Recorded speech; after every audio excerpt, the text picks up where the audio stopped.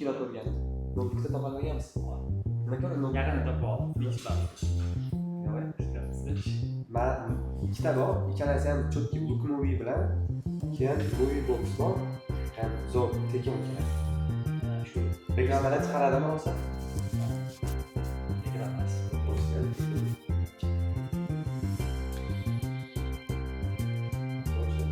Gaplang tugadimi?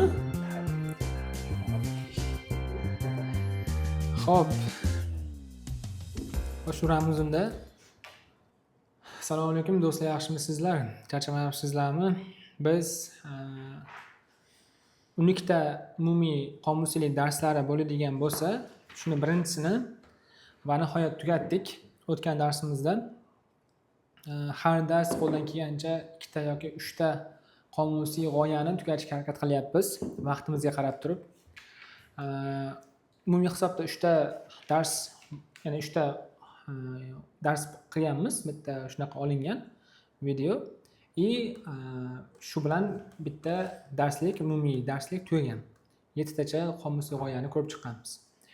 Ulardan 6 tasini tahlil qilganmiz. Bu YouTube kanalimizda bor va oxirgisi qolgan edi. Bugun shuni tahlil qilish bilan boshlaymiz va yangi darslarga, yangi g'oyalarga o'taveramiz. Xo'p. 7-chi qomusiy g'oyamiz oxirgisi. Aytgancha o'sha jamoa o'tgan safargi jamoamiz Umar, bizda nicknamemiz yo'q-a? Yo'q. Bizni ajralmas bo'lagimiz bo'lib boryapti sekin-sekin. Endi ikkinchi qatnashishi va o'sha mashhur Sanjarxo'ja Sanjar Sulton ustozimiz aytgandek. Ana Asadullaxon deyishgan. Xo'p, shunaqa. Bitta qolgan qomusiy g'oyamiz Book of the Dead bo'lgan. Richard Dawkins tomonidan fanga kiritilgan. Endi buni bir boshdan so'raymiz do'stlarimizdan. Kim tayyor bo'lsa, mikrofon shay bemalol olib, Xo'p, boshlayverasizlar. Book of the Dead g'oyasi bu, soddaroq qilib aytadigan bo'lsak, bu bizni butun avlodlarimizdan qoladigan genetikamiz, ya'ni nima ish qilamiz, qanaqa xarakterga ega bo'lamiz, nimani o'rganamiz, mana shu narsalar genetikamizga yoziladi, lekin buni biz o'qiy olmaymiz, chunki bizda yetarlicha imkoniyat yo'q o'qigani. Lekin bu narsa yozilib boradi va o'zi haligi bir gap ham bor-ku, xalqimizda kimgadir o'xshaysan yoki genetika tomonidan o'xshash bo'ladi. Bu ham qaysidir ma'noda tasdiq. Va bu o'sha avlodlarimiz dan qolgan qaysidir xarakter va qaysidir odat, qaysidir ilm bizda namoyon bo'lishi, o'sha narsaga chanqoqlik, o'sha narsaga bo'lgan ehtiyoj bizda namoyon bo'lishi. Bu bo'yicha haligi vazifamiz ham bor edi. Keyin to'xtalamiz vazifaga. Yo, hozir aytib ketaymi? Aytib ketavering. Hozir vazifani. Vazifa, xo'p, men o'zimni opog'imdan, buvamdan o'sha butun avlodni surishtirdim. Xo'p. Unda boshlab aytaveraman. Dadam tomonidan boshlayman. Dadam va opog'imni dadalari Jalolxo'ja degan inson va Jalolxo'jani dadalari O'rayimxo'ja degan inson. Mana shu 4 tagacha bilishar ekan. Bunaqa bilishmas ekan. Xo'p. Xarakter nuqtai nazaridan men butun avlodlarni tahlil qiladigan bo'lsam, eng ko'pi opog'imga o'xshagan ekanman, dadalariga. Sababi opog'im o'zlari mayor bo'lganlar va qisqa muddat va kitobxon bo'lganlar. Kitobxon o'sha nimada Chimyonda uyimiz bor. Aytganman menimcha. Chimyonda uyimiz bor. O'shanda kutubxona bor. Kutubxona opog'im bir 200 tadan oshiq kitoblari bor. Ko'pi bir tarixiy kitoblar, boshqa. Yoshligimda xullas yosh bo'lganman, u paytda haligi bir ilm oladigan, o'qib yurgan bola bo'lmaganman, yoshroq sho'x bo'lganman. Unda nima bo'lgan? Opam o'sha kitob o'qib o'tirardilar, ba'zida yotib olib, haligi achiklarni taqib olib. Unda men haligi bir kitobxon inson sifatida tasavvur qilmaganman opamni, lekin hozir mana sal aqlim kirib, tushunyapman, shunaqa inson bo'lgan ekanlar deb borib kitoblardan olib kelganman, xonamga qo'yib qo'yganman. Shunaqa. Va xarakter nuqtai nazaridan qanaqa bo'lganlar, unaqa qattiqqo'l inson emas.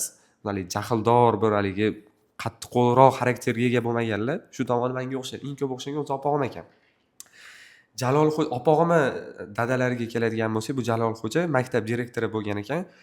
Rosa qattiqqo'l bo'lgan ekan. Bu tomoni menga o'xshamadi. Juda ham ko'p ma'lumot topolmadim bu bo'yicha ham. Va Jalolxo'jani dadalari Urayimxo'ja u oddiy ishchi bo'lgan ekan. Endi qarang, Chimyonda o'zi asosiy ikkita qishloq bor, bittasi Langar bor, Kon bor. Endi asosiy menimcha shular. Hatto endi Kon bo'lgandan keyin o'z nomi bilan tabiiyki neft bilan bog'liq ishlar ko'p bo'ladi. O'sha neftda oddiy ishchi bo'lib ishlagan ekanlar. Bu dadam tomon tugadi.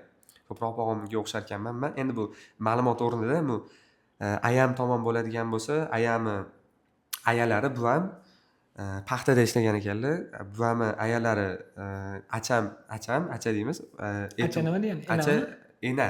Ena, bizda ena deyiladi. Xo'p. Acham Gapiravering. Xo'p. Va acham ayalari Lolaxon degan odam bo'lgan. U odam ham kattaroq odam bo'lgan ekan. Aytib berishlari bo'yicha o'sha selsaviydir ekan. O'sha paytda bizning tilda bu hali mahalla fuqarolar yig'inini raisimi, o'sha rahbar inson bo'lgan ekan. Rost u o'ta qattiq qo'l bo'lgan ekan. Juda ham haligi bir o'shanaqa xarakterga ega inson bo'lgan ekan. Bu tomon shunaqa. Keyin ayami dadalari, opam tomon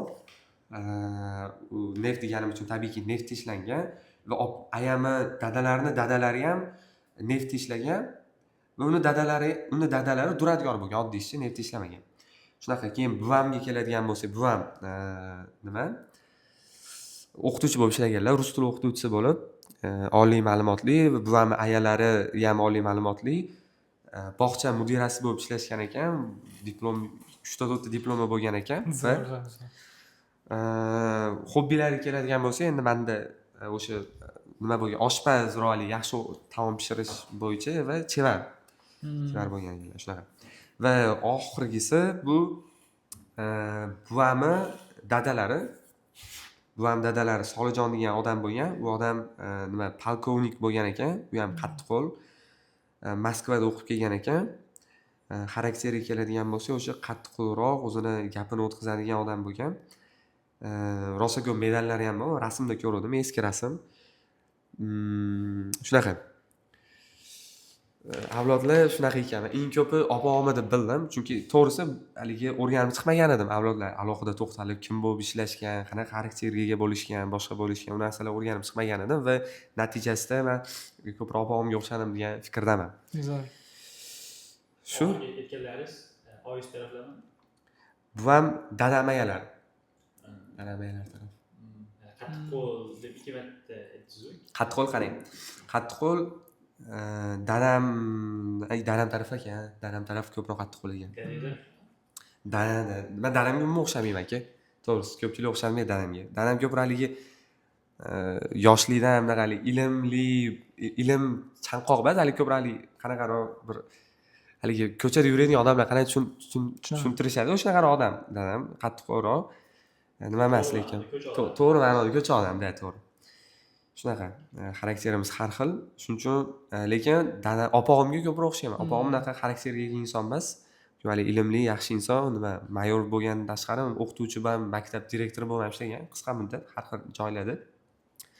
Rosalik ilmli inson bo'lgan. Shu vazifa, shu aynan bu Book of the Dead qismimiz bo'yicha vazifa shu. Qolganini hozir gapiradigan bo'lsak, cho'zilib ketadi. Shuning uchun o'zi nima, bittasi yetadi. To'g'risini aytsak, biz hali uyga borganimiz yo'q. Menimcha Sanjarbek ham Yetaman deb turgandim. o'zi nima, qisqa qilib aytadigan bo'lsak, haligi so'raganingizda nimaga deb so'rashgandir, savollar. Nima qayerdan so'rab qolding deb. So'rashdi, aytdim, o'sha hamma avlodlarda o'rganib chiqyapti o'zim. O'zim kimlarni farzandimiz. Biz ikkinchi darsimizni birinchi g'oyasi qanaqa bo'ladi? Premature optimization ekan. Dasturlashdan olingan va biologiyadan deyishdi, asosan dasturlashdan. Maqsad nima? Vaqtidan avval optimizatsiya qilishlik. Biz bir muhitga tushsak, doimiy shunday bo'ladi deb o'ylab qolamiz ekan. Endi bu haqida ozgina batafsil olamda gaplashib chiqamiz. Kimda fikr, g'oyalar bo'lsa, bersanang bo'ladi. Kayfiyat ko'taramiz bolalar. Davay. Xo'p, premature optimization Kevin Kelly tomonidan fanga kiritilgan, ilm fanga kiritilgan. Mana o'zingiz aytganingizdek, o'sha hozirgi narsani chetga surib, o'sha yangi planlar qilib tashlash. Soddaroq qilib aytganda, misol uchun men biznes ochdim deylik, men Aziz akani o'zlari ham aytgandek, biznes ochildi va hali 1 oy ham o'tgani yo'q. Hali daromadga chiqmasdan oldin o'sha haligi 3-4 yillik planlar, maqsadlar qilib tashlash, boshqa narsalar hayol qilib tashlash, lekin bag'dagi qilishingiz kerak bo'lgan ishni o'ylamasdan, hozirgi qilish, lekin kelajakda haligi bir planlar qilib tashlash, ortiqcha planlar qilib tashlash. Xuddi shu narsa, ya'ni vaqtidan oldin optimizatsiya qilib tashlash. Bu ham bitta shunga misol. Shu soddaroq qilib aytganda. Siz Sanjarbek aka. Shu umumiy aytadigan bo'lsak, bu g'oyani men bir xillikka o'tirib qolish deb tushundim. Ya'ni o'sha ishimizda ham, hayotimizda ham har doim ham o'sha bir xil oylikda yoki faqat menejer bo'lib qolaman. Misol ertadan keyin O'zbekistonda misol krizis bo'ladigan bo'lsa, unda ham shunaqa oylikda ketaman, shunaqa menejer bo'lib qolaman yoki biznes yopilmaydi degan fikrda, ya'ni bir xillikka o'tirib qoladi. Bu ishda olib ko'radigan bo'lsak. Keyin shu umumiy o'rganib turgan narsamiz qomusiylikni yig'ishtirib qo'yish deyishdi-yu. Shu zo'r misol, chunki haligi ingliz tili bir shunaqa bo'lib ketdi bizda. IELTS. Hozir ham shunaqa. Hozir ham shunaqa. chiqqan. Sekin Xitoy tili kirib kelyapti. O'sha o'zi ham aytishdi, agar karyera kerak bo'lsa, endi bundan bu yog'iga Xitoy tilini o'rganish kerak deyishgan ekan ustoz o'zi ham. Ya'ni bo'ldi, shu ingliz tili bilan men to'g'ri haligi ehtiyojlarni qoplaydi, hayot kechiraveradi, bir xillikka o'tirib qolgan holatda. Lekin ertadan keyin haligi keng broadly qilib oladigan bo'lsak, o'zgarib ketadigan bo'lsa, ingliz tilisi umuman foyda bermay qolishligi mumkin-da. Shu g'oya. Bo'ldimi? Shu. Mana ozgina o'zimni taassurotlarimni, o'zimni tajribam desam bo'larmikan? Tajribani ham tushuntirib ketishdik-ku. Tajribani keltirib beraman. Xo'p, mana shu holatda, mana shu premature optimization'da o'rganayotganimizda menga birinchi kelgan g'oya nima bo'ldi? Dadamning gaplari bo'ldi. Qanaqa? O'g'lim deyapti, endi armiyaga bormaganmiz biz. Armiyaga menga navbat kelgan, pulni ham to'lab qo'yganmiz. Shu armiyaga borib qo'ygan, menga kerak emas deyapman. Nima keragi bor deyapman. Ishim bo'lsa, qilayotgan qanaqadir muammoim bo'lmasa, ba'zi foydasi kerak yo'q. Kerak yo'q, misol armiyaga borishimni, menga o'sha nimasini, hujjatini kerak yo'q deyapman-da. Yokida o'qishga topshirmasimdan oldin o'qish o'qimayman deganman. Diplom olmayman deganman. O'shanda ham aytishgan, o'g'lim, olib qo'yurchi, senga kerak bo'lar ertadan keyin deyishgan. Balki kerak bo'lar, lekin o'sha vaqtda men o'ylaganman, o'zimiz holatdan kelib chiqib turib, o'zimni vaziyatimdan kelib chiqib turib, yo'q, tashqariga qarasam, o'rtoqlarimga qarasam, akalarimga qarasam, yo'q, diplom olishyapti, prosta tashlab qo'yishyapti, kerak bo'lmayapti. Shunaqa holat. Armiyadan olingan nimani? O'sha qana hujjati bor. O'shani. Men shunaqa o'ylaganman. Lekin o'yladim, hozir premature optimization'dan kelib chiqib turib, bekordan bekor yetishmagan ekan, opoqimlar, dadamlar. Olib qo'yavergin sen, ertadan keyin, misol uchun davlat bunday nima bo'lib ketib qolsa, qanaqadir siyosat almashib ketib qoladigan bo'lsa, o'zgarib ketib qoladigan bo'lsa, nimadir bo'lib ketib qolishi mumkin, shunda kerak bo'lib qolishi mumkin senga deyishyapti. Nimaga? Chunki ular ko'rgan shunaqa vaziyatni. Ular mustaqillikni ham ko'rgan, ular SSR paytidagi davrlarni ham ko'rishgan, SSR davridan keyingi mustaqillikdan keyingi holatni ham ko'rishgan, krizis davrida ham ko'rishgan, 2017-yilgacha bo'lgan vaqtda ham ko'rishgan va nima? Bu yo'qni o'zimiz ham ko'ryapmiz. Shunaqa. Ko'p holatlarda aytib ketdik-ku hozir. Mana misol har xil vaziyatlarda ko'rgan odamlar bilan gaplashib turishimiz kerak. O'tmishda tarixiy kitoblarda o'qib turishimiz kerak. Tarixiy kinolar bo'lsa, ularni ko'rib turishimiz kerak deyapti. Nimaga? Mana shu narsani sindirishlik uchun. Nimaga? Hozir qilayotgan ishimizdan tashqaridagi boshqa narsalarni ham o'rganish va ularga kerak bo'lsa optimizatsiya qilish. Ya'ni optimizatsiya majoziy ma'noda ishlatdim. Ya'ni ularni ham o'rganib turishlik, nisbatan qo'shib turishlik. Ya'ni haqiqiy qomusiy bo'lishlikni talab qilishyapti. Misol uchun men marketolog bo'ladigan bo'lsam hozir Ha, marketologlarda ishga yaxshi ketyapti hozir misol uchun. Kelajagi bor kasb deb ko'rilyapti. Lekin men shu narsaga yotib qolib, faqat shu marketing bo'yicha ketsam bo'ladimi? Hozir o'rganayotgan ma'lumotim menga kerak emas. Faqat marketingga aloqador, shu Instagram, Telegram, umumiy full marketingni o'rganaman xolos, boshqa narsalar kerak emas deyishim qanchalik to'g'ri? Misol uchun hozir bizga AI davri kirib keldi. AI ko'ryapmiz qanchalar bizni sohaga, qanchalar qolgan sohalarga kirib turib, hamma narsani alg'ov-dalg'ov qilib tashlayapti. To'g'rimi? Agar men o'sha narsani o'rganmasam, faqat shu marketing deydigan bo'lsam, qanchalik to'g'ri? Bu ham qomusiylikka kirib ketadi. Shu yana bitta variant aytib qo'yay, yo savoling bormi? Yo'q, keyin aytaman. Black Swan degan kitob bor. Mana shu ham hayolimga keldi. Ya'ni bitta vaziyatda aytib ketishdi. Biz shunaqangi yaxshi holatga chiqqanimizda comfort zonaga kirib qolamiz. Comfort zonaga o'rganib qolish, misol 1-2 yil yashaydigan bo'lsak, o'shanga mukkasidan ketib o'rganib qolamiz va undan chiqa olmaymiz, kirib ketib qolamiz. Mana shu holatda bizni muvaffaqiyatsizligimiz boshlanadi degan narsani tushundim hozir ustoz aytgani bo'yicha. Qanaqa? Black Swan degan kitob bor.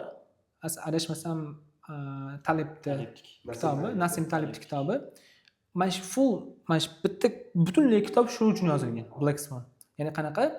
Sen hozirgi hayotingdagi yaxshi ketayotgan ishlaringga emas, kelajakda kelishi mumkin bo'lgan qora kunga tayyorgarlik ko'rib yashagin deb aytishadi. Ya'ni qora kun, qanaqadir yomon kun kelib qoladi. Agar sen yaxshi joyda ishlayotgan bo'lsang, ertadan keyin qandaydir seni ishdan bo'shatib yuborishi mumkin. Yoki krizis bo'lib turib, seni sog'lig'ing bo'yicha, qanaqadir sog'lig'ing bo'yicha muammo bo'lishi mumkin. Avariya bo'lib ketishi mumkin. Shunga o'xshash, unaqa bo'lmasin avvalambor. Yoki oilaviy qanaqadir hamma oila a'zolarimiz siz bilan bor. Men misol uchun tug'ilganimdan beri meni yaqin qarindoshlarim o'tmagan. Misol uchun opa-oqimlar yoshligimdan beri bor, buvimlar yoshligimdan beri bor. U yoqdagi buvimlar ham yoshligimdan beri bor. Men o'lim ko'rmayman misol uchun. Lekin o'lim hammaga haq. Bir kun emas bir kun o'lishadi, to'g'rimi? U vidolikni men bilmayman qanaqaligini. Mana shu yerda oilani a'zolarini qanchalik e'zozlashimiz kelib chiqadi. Ya'ni har doim ular biz bilan bo'ladi degan narsani chiqarib tashlashimiz kerak. Mana shu narsa primotional optimization. Sanjarbek yaxshi bo'ladi misol boshdan kechirgan, to'g'rimi? Unda Endi yosh eding, lekin men bilasan-da. Nima? Eng nimasi tajriba nima bo'ldi? Dadam bilan ayamda ko'rganman-da. Ha. Ularda holatni ko'rgansan, to'g'ri? Birinchi sinfga kirmasdan oldin bo'lgan bo'lsa, misol uchun bor. Men qanaqa bo'lishini bilmayman hozir mana shu narsani. Tajriba yo'q menda chunki. Senda tajriba bor. Sen aytib berishing mumkin, tushuntirib berishing mumkin hozirda. Menda informatsiya bo'lishligi mumkin. Nima? Menda yo'q unaqa narsa.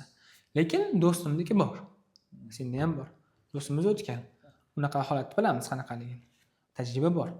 Mana shu narsalarni biz ham hayotimizga, do'stlarimizga, oila a'zolarimizga, ishimizga, sog'lig'imizga ishlatadigan bo'lsak, premature optimizationda hammasi haligi butunlay taobat biz bilan qoladi degan narsani unutib, qora kunga tayyorgarlik ko'rishimiz kerak Black Swandagi g'oyani olgan holatda. O'sha aytsak bo'lar ekanda, think and act out of the box deb. O'zi shunaqa, think out of the box degan kitob bor. Ya'ni shunaqa. Faqat o'zimizni boksimiz bilan, qobig'imiz bilan yuravermasdan, ya'ni boshqa sohalarga ham optimizatsiya qilib turish kerak. Shuning uchun ham o'rganyapmiz. Komfort zonada nima qilib aytsak, aytganda, komfort zonada doimiy yashab qolish hamma taraflama. Endi qolgan g'oyalar ham keldi, juda ham ko'p narsa yozib oldim. Lekin hammasini aytgani vaqtimiz yetmaydi. Shuncha agar sizlarda qanaqadir qo'shimcha g'oya bo'ladigan bo'lsa, fikr bo'ladigan bo'lsa aytib ketsangiz bo'ladi. Keyin boshlaymiz. Unda davom etaveramiz. Ikkinchi g'oyaga o'tyapmiz. Ikkinchi darsimizni.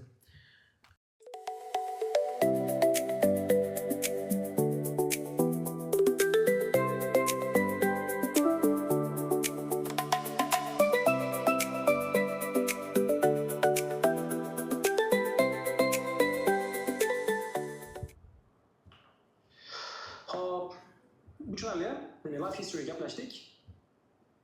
Endi yana bitta boy gaplashganimizga psixologiyadan avval gaplashamiz. Buni eslab qoldim buni. Xo'p.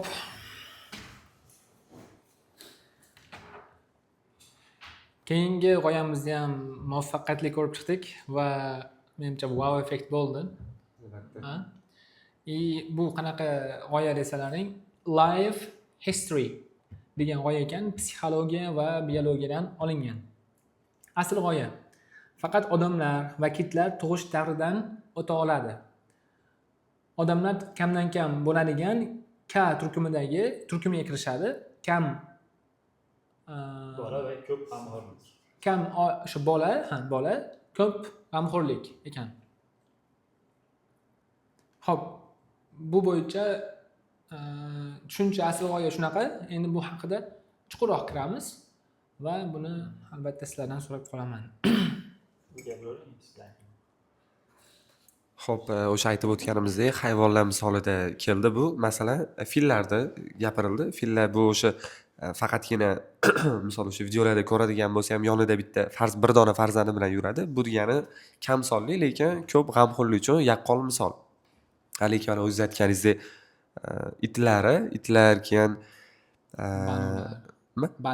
baliqlari juda ham ko'p bo'ladi. Endi ularda tabiiyki haligi fokus kam bo'lganiga sabab g'amxo'rlik ham kam bo'ladi.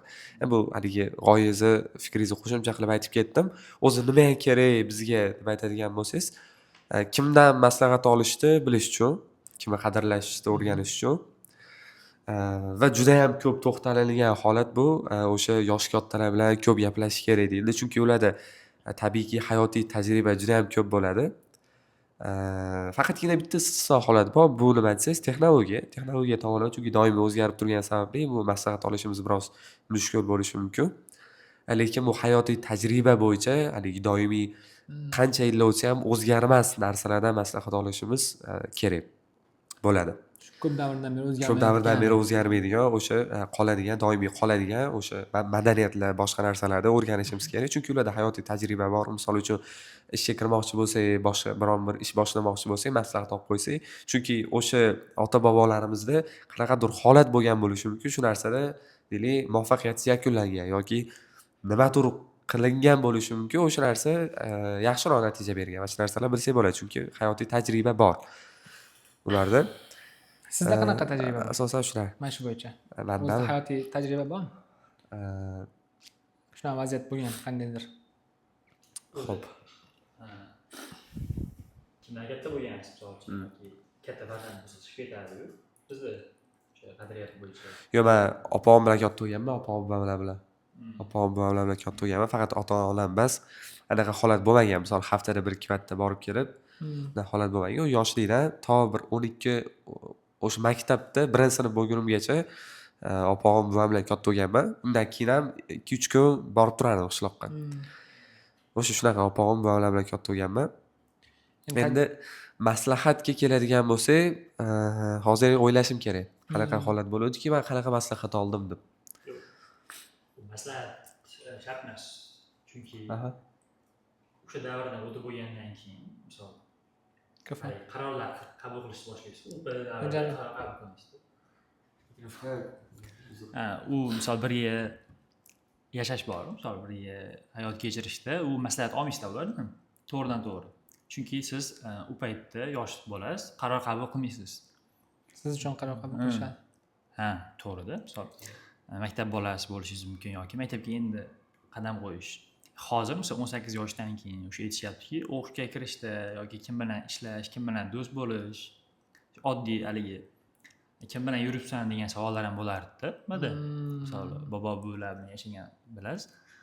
Ha, bu kimni bolasi, qanaqaligini biladi. U bolani ko'rish ham shart emas-da. Chunki uni ota-onasi biladi. Ha, hozir aytdi-yu. Chunki misol boboyingiz ham, buvingiz ham kamida 60-70 yoshda. Misol bitta qishloqdansiz, maktabga birga borib kelasiz bitta bola bilan. Uni dadasini ham, oyisini ham, sizni boboyingiz ham, buvingiz ham biladi. Qanaqa bo'lganligini ko'rganda, misol qishloqda birga ish qilib ko'rgan, doimiy aloqa bo'ladi yoki choyxonaga chiqib ko'rgan qishloqda, mana shunaqa. Mana shu yerda Bukovsi debni ham qo'shib kelsa, Bukovsi debni ham qo'shib kelsa bo'ladi shu yerda. Qanday? uzr gapingni bo'ldim. Senikiga yordamchi g'oya. Ya'ni do'st tanlash bo'yicha. Misol uchun sen bittasi bilan yuribsan, endi ota-onang yoki buvang aytyapti, "Yo'q, bu bilan yurmagin, bu ham yaxshi emas. Sen boshqa o'rtoq tanlagin, o'n o'rniga" deyapti. Endi lekin senga yoqadi u. Aka, o'sha o'rtog'ing. Rosa yoqadi senga. Holat zo'r, misol o'zing chiqishasan bilan har taraflama ko'p yurasan, ko'p vaqtini o'tkazasan, lekin yurma deyapti. Nimaga desak, endi undan oldingi darsimizdagi g'oya bor edi, Book of the Dead. Book of the Dead nima edi? Ajdodlardan o'tgan gen, to'g'rimi? O'sha genni biz ko'ra olmaymiz. Bir ma'noda shu yerda qoida kirib ketsa bo'lar ekan. Demak, katta yoshli odamlar qaysidir ma'noda o'sha nimani kodni ko'rishadi. Deylik, chunki ularda hali tul bor ko'rgani, bu nima? Tajriba. Uni ota-onasini ko'rgan, uni buvasini ko'rgan. Mana shu narsalarni biz nima qilsak bo'ladi? Hozirgi g'oyamizga moslashtirib turib ko'rsak bo'lar ekan. Demak, life history'da hozir senga qo'shimcha misol keltirib umumiy qilib aytadigan bo'lsak, o'sha bizni o'sha aytganimizdek, Book of the Dead'ni genetikamiz dadamiz dadasiga hayoti bilan bog'liq, chambarchasi bog'liq bo'lgani uchun, ularning hayotini bizni bobomiz yoki buvimiz ko'rgani uchun shu maslahatni berishgan. Misol oddiy bilasan, biz katta oilamiz, katta farzanddan bo'lgan, chiqib ketganmiz. Lekin yoshligimda o'sha yoqqa chep kelishganda, buvim bilan katta bo'lganman. Misol opog'im o'sha 6 yoshligimda o'tib qolgan bo'lsa, keyin buvim o'zi yolg'iz. Odatda shunaqa, misol uchun shu yolg'iz bo'lganda yoki qiz farzandini yoki katta farzandini doimiy ishlarni qilish uchun nima qiladi? O'sha nechinchi sinfgacha faqat shanba-yakshanba majburlab chaqirishsa kelib nima qilardi? O'sha yashaganda o'sha buvim aytishardi, misol obedlarda chiqib ketib qolasiz, o'ynagani bolalar bilan. Hali o'zingdan kattalar bilan yurmagin. Bekorga emas, bu o'zingdan kattalar bilan yurmagin deyish. 2 yosh, 3 yosh katta bo'lsa, sizdan haligi ko'proq narsani bilib, noto'g'ri ish qilyapti turgan bo'lsa, siz uni bilmasligingiz, fahmlamasligingiz mumkin-da. Bekorga yetishmagan shunaqa. O'sha aytgandek, umumiy olganda birga yosh kattalar bilan o'sgan bolalarda o'zi bitida bilinadi. Hali tarbiyasida, farosatida. O'shancha farosatliman demoqchimisan? Chunki men o'sha o'zim ham haligi ko'rganman-da, misol oddiy bolalarda ko'p kishilar bilan muomala qilamiz, tanishamiz. Bunday qaragangizda oz bo'lsa ham bilinadi. O'sha haligi sal bo'lsa ham. O'sha sizda ham shunaqa deb o'ylaganman lekin to'g'risi. Rost ekan-ku. Shu. Keyin yana bitta gap keldi. Qaysidir podkastda eshitganman. Ya'ni bizni ota-bobomiz yemagan narsalarni yemaslik kerak hozirgi davrda degandek fikrda berishganda. Ya'ni aytishyapti-ku, ijtimoiy va hayotiy masalalar bo'yicha doimiy nimalardan maslahat olishimiz kerak. Yosh kattalardan maslahat olishimiz kerak. Alohida mavzuda kelganmidi? O'sha ajrashmasdan Bekorimjon aytgan. Bekorimjon Bezod aka aytgan. Shunaqa. Ya'ni yillar davomida 50 yil o'tsa ham, 100 yil o'tsa ham, 200 yil o'tsa ham, lekin bu o'zgarmaydi. Mana chips chiqaveradi, haligi doimiy yengil taomlar chiqib kelaveradi, lekin asl taom yo'qolmaydi. Qorin to'yg'izadigan, sog'lom. Eng birinchisi shu. Yangi, zo'r mashhur yangilik bo'ldi. O'shaning ham shuni haligi odat qilaman deb 1 yillardan oshiqdan beri eshitganman, urinaman. Oxirgi kirityapman sekin-sekin. Ko'ryapman. Chips yeyman, misol uchun. Yo'q, menda shu bitta xayolimga bitta narsa kelib qoldi menda. Bu qanchalik o'zi sразу o'zimga notq yozib oldim. O'sha qarindoshlarim va hamma yoshi 60+ qarindoshlarim bilan fonniy bir o'tirib, yaxshi fokusda savollar tuzib, podkast qilish. YouTube'ga joylash, bilmayman bu qanchalik to'g'ri, lekin podkast qilish bitta xayol kelib qoldi. Zo'r. Просто qiyin bo'lishi mumkin. Yo'q, yaxshi. Mana shuni san gaplashamiz-ku biz. Yaqinda Xudo xolasa borsak, bizni qaysi qoida Book of the Dead aloqada genimizni bir ko'rishimiz chiqishimiz kerak-ku biz. Ajdodlarimizni ko'rib chiqishimiz kerak. Oldiga borib, mani qo'yib qo'yib, telefonni qo'yib qo'yib, ularga Bo'lsa- bildirmasdanmi yo ular bilsa ham bilsa ham bo'ladi. bilsa ham bo'laveradi. Ertadan keyinga xotira deb qo'yamiz. Haligi bir samimiy bo'ladida boshqacha zo'r bo'ladi bizga. Ham ertadan keyin nima bo'ladi bu? Eslab yurasan-da. Bolalarga qo'yib berasan. Keling, mana. Yozib olishga harakat qilamiz. Interfonni yoqib qo'yasan. Qara. Hozirgi holatdan senga buvalar o'tkazadi deyapti-ku. Buvalar seni farzandingga nima bo'ladi? O'tkazadi. Ya'ni ota-onang, ko'proq onang deyapti. Endi o'ylab ko'r, ularning ham darasi seni farzandlaringga o'tkazgan bo'ladi-da agar mana shu videoga olib qo'yadigan bo'lsak. Yana ham qo'shimcha ma'lumot bo'lib qoladi. Ancha nima qiladi? Tezlashtiradi jarayonni, misol uchun. Shu zo'r. Faqat vaqtini kutish kerak. Keyin menda ham shaxsiy tajriba bor. Yaqinda bo'lgan hodisa, oilaviy gaplashib o'tirsak, mana shu bitta tema ochildi. O'sha temada endi so'radim. Bitta oilani men bilaman. Shu oilada ozgina, ya'ni gapirsam qanchalik to'g'ri, noto'g'ri bilmayman. Oilaviy sharoit juda ham yomon bo'lib ketgan. Farzandlar hozir tarqoq bo'lib ketgan. Misol uchun, uni farzandlari bitta oila, o'sha ayol o'lib ketgan uni, keyin yomon yo'lga kirib ketib qolgan ba'zi farzandlari, ba'zi farzandi vafot etgan. Xullas, avlod yo'q. O'sha odamda avlod yo'q. Endi tasavvur qilib ko'ring, qanaqa qiyin bo'ladi. Siz yoshingiz bir 70 emas, endi 50 plus bo'lyapti, lekin sizda avlod yo'q. Na farzandingizning farzandlari, farzandingiz farzand ko'ra oladi, ajrashib ketgan, shunaqa holat endi taxminan. Keyin so'radim. Nimaga? Qandaydir orqasida nimadir bordirki, nimaga deb so'radim.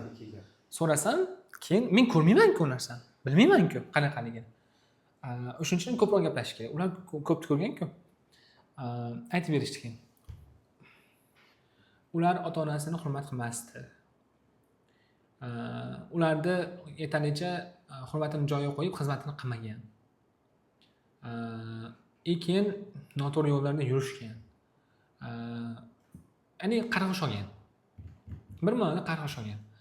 Ana shuning uchun shunaqa qarg'ish olishgan, shunaqa vaziyat bo'lgan, majburan bechoralar o'sha buvasi, otasi, onasi bechoralar shunaqa xorlikda o'tib ketgan dedi. Uxtiyoy dedim keyin men. Urdim miyamga. Demak, bu yoqda shunaqa bo'lyapti ekan dedimda. Ya'ni bitta oladigan darsimiz mana shu life historyga bog'lab aytadigan bo'lsak, ota-ona bilan gaplashib yursak, kimda qanaqa ekanligini bilamiz. Ular biz bilmagan, biz ko'rmagan narsalarni ko'ra olishadi. Biz yoshligimizda mana odam bilan yurma, bu odam bilan yurma, bu bilan yur deyishligi ham ular ota-onasini bilganligi uchun. Qanaqa ekanligini. U ham xarajga aralashib qo'ygan oiladan bo'lganmi? O'shuning uchun ham uylanganda yoki turmushga berayotganda oilasini yaxshilab surishtirgan deylar ekanda. 7 pushtisini kerak bo'lsa surishtirgan deylar ekan. Ichidan qanaqadir yomon illatli, yomon xulqli, haromgallashgan nimalar chiqmaganmi? Agar chiqqan bo'lsa, sizni avlodingizda bo'lishi mumkin-da. Chunki gen qo'shiladi-ku. Qon alashadi-ku. Qon buzuq bo'lsa, u qon ham nariga o'g'lingizga ham farzandingizga ham alashadi. Natijada yana bitta nojo'ya ishlar qiladigan avlod dunyoga keladi. Endi u aloqadan bilmadim. Mana shunaqa misol. Shuning uchun ham ko'rishimiz kerak ekan. Shunaqa. Asosiy yana bitta zo'r narsa haqiqatda o'sha haligi ota-ona misol 30 yoshlaridan keyin haligi farzand tarbiya qilishda asosan otani rol kamayadi-yu. Chunki oilani boqish kerak. Ya'ni ko'cha odam bo'lib ketadi. Endi ona har xil kimdir doirasida ishlashi mumkin yoki kimnikidir uy bekasi bo'lib turib haligi ilmini, tarbiyasini joyiga qo'yadi. Har doim emas, kam bu. Shu holatda o'sha haqiqatdan ham buvisi yoki bobosi bilan yashagani juda ham nima to'g'ri bo'lar ekanda. Tejab kelishi misol. Ba'zi nonkur odamlar bo'ladi. Qaynonam bilan yashamayman deydi. Qaynotam bilan yashamayman deydi. Tayyor ular o'qituvchi-ku. Hozirgi davrga nima rasam mos tushirganda, hozir shunaqa misol uchun. O'shanda u yashamasligidan ham o'sha xizmatini qilmayman deydi. Biz ikkalasi ham ishlasa, agar ota-ona 30 yoshdan bo'lsa, sabab aytishadi, nima uchun deydigan bo'lsangiz, individual bir bola o'zlarini tilida kimlardir bo'ladi. Shaxsiy sekretniy nimadirlar bo'ladi. Bu qaynola qaynota bilmaydigan, shuncha alohida yashash, mustaqil bo'ladi deydimi? Shunaqa bir sabab desa ham bo'lmaydi o'zi aslida. Shunaqa holat, lekin bu asli bu tagini qaraydigan bo'lsa, rostdan foydali bo'ladi. Qo'shilaman fikringizga. O'sha misol oddiy o'sha qarindoshlar bilan haligi hasharlar ko'p bo'lardi bizni. O'tmishda. Misol Polniy qanaqa uy bo'lsa, yangi qurilgan uy bo'lsa, bizni xizmatimiz bor. o'sha misol O'sha hasharlar bo'lsa bitta bo'lganda ham kesani ko'targanmiz. hamma nevaralar, chevaralar, birinchi navasi farzandlari o'tirgan. O'sha misol opog'im bilan o'tirgan bo'lsak, ovqatlanasiz misol uchun. O'sha oddiy shu narsalardan ham bilinadi. Ovqatlanishda, o'sha tarbiyasi, Tartib. tartib intizomi. Yoshligimda eslayman. Haligi ovqatlanib o'tirganimizda tushga o'rganman. Hapcha deb, mana ovqatlanib turibmiz, opog'im o'tiribdi. Tushga o'rganman, bunday qaraganda bolam degan ovqatlanayotganda dasturga qarab nima qilib bo'lmaydi, tush ko'rib bo'lmaydi degan. Ana shunda miyamda qolgan mana shu narsa. Misol agar o'sha bobosi buvisi bilan yashagan farzand nevara bo'lsa, chevara bo'lsa, buni har kuni ko'radi. Chunki ertalab eng kamida dasturxon solib beradi. Piyolarni yuvib keladi, choy damlab kelib beradi, qiz bola bo'lsa, o'g'il bola bo'lsa ham qiladi. Yig'ishtiradi. Mehmon kelsa, darrov yana shu ishlarni qiladi. Qanaqa kutib olish, hamma narsa haligi juda muhim. Haligi misol, haligi ishlash muhim, o'qish muhim deymiz-ku, lekin bu taraflari nima bo'lsa, nol bo'lsa, to'g'ri haligi pul bilan vaqt sotib olish mumkin, vaqtini haligi ko'paytirish mumkin, qiziq ishlarga olib turish mumkin, lekin tarbiya qilib turganda keyin farzandni bu ham qiynalib qoladi. Yoshliklar odat bo'lib shakllanadi keyin. O'sha quyiladi nima esga. Masalan, aksirishdi. O'sha ham odat bo'lib qolgan. Miyada qolaveradi-da. Bir marta xato bo'lgan bu, keyin sari aksir deysiz. Mana shunaqa. Oldindan haligi qolganlardan oldin qo'l uzatmaslik, boshlavermaslik. Bu menga shunaqa boshdan shunaqa o'rgatildi ham. Shu miyada qolganda mana shu narsa. Keyin nima zo'r bitta nima kelib qoladi. G'oya kelib keyin. Hozir gapingga. Ana doimiy yashaydiganlar har kim ko'radi deyapmiz-ku.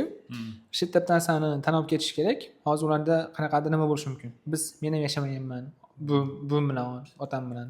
Sen ham yashamagansan. Yashagan bo'lishi mumkin, lekin oz muddat, kam. Qanchadan muddat. Hali uzoq muddat yashamagansan. Endi ba'zilar bo'ladi ichimizda. Uzoq muddat yashagan va yetadi. Senlar yashab ko'rmagansanlarda qanaqa qiyinligini bilmaysanlar. Ular buncha odamlar bilan yashashlikni deb aytishadi. Shunaqa gaplar bo'ladi.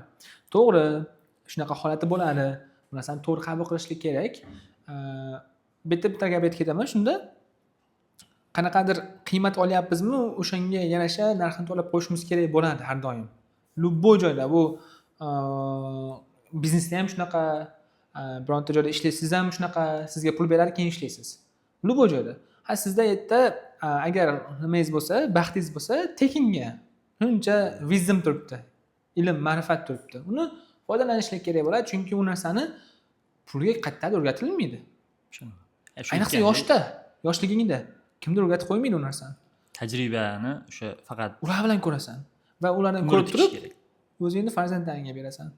Misol uchun 35-40 yoshdan keyin yoki 50 yoshdan keyin hayotdan yashashdan maqsad nima keyin? Agar farzandlaring seni xohlagandek, nevaralaring seni xohlagandek inson bo'lib yetishmasa, ko'cha bezorisi, qatta yo'q, haligi seni orqangdan dog' qoldiradigan insonlar bo'ladigan bo'lsa, qanday yashashdan qanaqa maqsad bor keyin?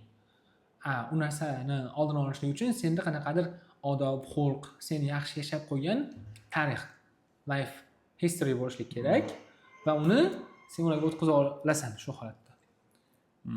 Shu bekorga yozmagan ekan, bizga nega kerak deganda, o'sha kimdan maslahat olish uchun, keyin kimni qadrlash uchun. Yana bitta narsa qo'shib ketishda, kitob tanlayotganimizda muallifning yoshiga ham qarashimiz kerak. 60+. Mana shu ham kerak ekan. 60+ bo'lsa, yana ham yaxshiroq bo'ladi. Hayotiy tajribasidan kelib chiqib yozgan bo'ladi. Ko'p kitoblar pul uchun yoziladi-ku, aslida. Shunaqa. Shu har doim misol hozir ham aytaman, nimaga biz yashamaymiz deb savol berib turardim oldin. Nima qilmaymiz? Nimaga bular bilan biz yashamaymiz degan savolni yaqin-yaqingacha berib kelganman deb o'ylagan. O'sha endi bu nimada bor-da? Qadriyatda bor. Katta farzand chiqib ketishi. Misol biz bilan yashaganda boshqacha qarardik yoki boshqacha oson tuyuladi, Ha. shunaqa ko'rinadi bizda. Hmm, Endi balki shunaqa shunaqa. bo'lar. Hmm, Lekin bo'ladi. u balki boshqacha bo'lar. Bilolmaymiz bu narsani. Shunaqa. Chunki bizda tajriba yo'q. Umumiy g'oya fikr shunaqa. Asosiy Tugataveramizmi? to'siq O'zi ikkita g'oya bo'ldi. ikkita g'oya gaplashdik. O'zi yetarlicha bo'ldi menimcha. Buni yaxshilab maqib kelsak, ko'rib kelsak, vazifasini olmadik, a? vazifasi oxirida beramiz. Vazifasini oxirida beradi-da. Bir yo'la to'liq tugatib kelmasa qilaylik yoki oxiriga o'tkazib ko'ra olaylik. Endi bitta fikr bor shu joyda. Hozir bitta darsi 2 soat yoki 3 soat bo'ladigan bo'lsa, buni taxminan 2 haftada tugatsak kerak. Ikkita o'rgansak, misol uchun 4 ta dars ko'ramiz. Biz 4 ta qismda ko'ramiz. 4 ta qism tugatganimizdan keyin oxirida o'sha vazifalarni aytadi-yu, bitta sonda shu vazifalarni aytgani qilsak bo'ladi. Qaytarish kerakmi? Ikkinchi dars tugadi, to'liq tugatib bo'ldik. Umumiy 8 ta g'oya o'rgandik. 8 ta g'oyani vazifalarni oxirida olib turib, keyin o'zingizga ham nimada bu? Qayta ko'rib chiqasiz. 8 ta g'oya o'rganyapsiz, birinchisiga borasiz, ikkinchisiga borasiz, uchinchisiga borasiz. Alohida podkast qilib, Bitta shunaqa darslik qilib, shu 8 ta g'oya o'rgangan edik, ikkinchi darslikni ichida. Shuni vazifalari. Bugun Zo'r. vazifalar ham sifatli bo'ladi. Tezda qilib qo'ymaydigan, Bu degani vazifa qilmaymiz degani emas. Misol g'oyani o'rgandik, ikkita g'oyani. Buni shunaqa. qilish kerak. Ya'ni qanaqa? Qaytarish kerak, o'rganish kerak, o'zimiz hayotimizga hech bo'lmasa tatbiq qilib turib, qanaqadir o'zgarmaydigan vazifa qilib qo'yaylik. Misol uchun kelganimizda bir-birimizdan so'raymiz. Hech bo'lmasa umumiy nima olganmiz, nima o'rganib oldik yoki hayotiy qanaqadir misollar topib keldik. Menda o'sha og'riq payt ko'paydi. O'tgan safar gapirdim, case based reasoning. Bugun juda ko'p bahslar qilamiz shuni qidirish bo'yicha. Yonida fikrlar ko'p ekan, g'oyalar bor ekan yonida. Research qilishga undayapti-da hozir. Masalan, Kevin Kelly aytgan dedi bundan g'oyani, premature optimization'da. Yozsak, masalan, Reddit'da yoki yana boshqa saytlarda ko'p chiqyapti. Bitta olib turib, izlanib ko'rsak bo'ladi. Ya'ni kitoblari, Albatta. qanaqa kitoblar bor. Shuni bitta havola qilib nimani tagida qo'yib ketsak ham bo'ladi, videoni tagida. Bo'ldimi? Sizda qanaqadir Yo'q. gaplar? Sanjay sizda ham bo'ldimi? Bugungi sonimiz ham o'tdi. Bugun 3-epizodni xudo xolasa suratga oldik. Endi ertaga nasib qilsa chiqadi.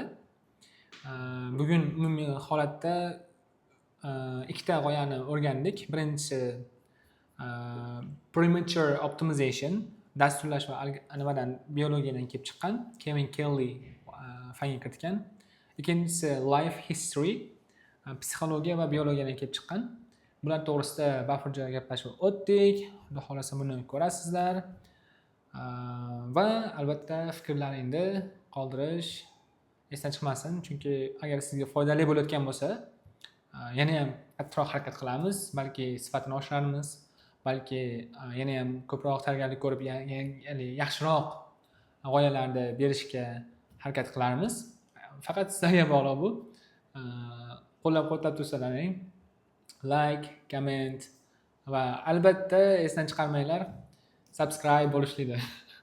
Obuna bo'lib qo'yasizlar. Rahmat. Paka. Bo'ldi. O'chib qolibdi deymi? Rosa bir soat bo'libdi-yu. Yo'q. Mikrofonimiz ishlayapti.